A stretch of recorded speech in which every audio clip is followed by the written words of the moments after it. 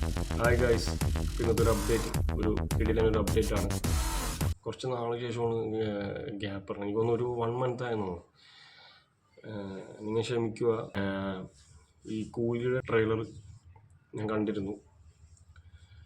എനിക്കെന്താ പറയുക, ഈ ഒരു നോർമൽ സാധനം, പക്ഷേ എനിക്കത് കാര്യമായിട്ട് ഇഷ്ടപ്പെട്ടില്ല.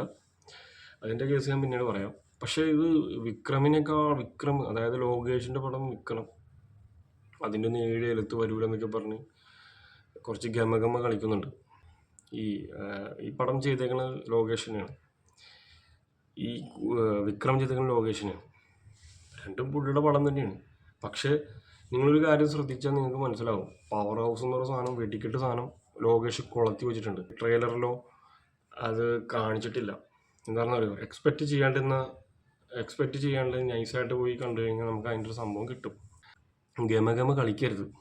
അത് ലോകേഷിൻ്റെ ഈ പടത്തിൻ്റെ മുകളിൽ ഇനി പടം വേറൊരു പടം വെക്കാനില്ല, ഈ പടമല്ല വേറൊരു പടം വെക്കാനില്ല എന്നൊക്കെ പറഞ്ഞ് ട്രോളേണ്ട കാര്യമില്ല. കൂലി നല്ല സിനിമ ആയിരിക്കും എന്നാണ് എനിക്കൊരു ചെറിയൊരു പ്രതീക്ഷയുണ്ട്. അതുകൊണ്ടാണ് അല്ലെങ്കിൽ ട്രെയിലർ അവർ വെടിക്കെട്ടായിട്ട് ബ്രേക്ക് ചെയ്യാനത്. പക്ഷേ പവർ ഹൗസ് എന്ന് പറഞ്ഞാൽ BGM അതൊരു സാധനം തന്നെയാണ്. അത് ഈ പറഞ്ഞ വിക്രമിൻ്റെ ഒപ്പം തന്നെ പിടിച്ച് വെക്കും.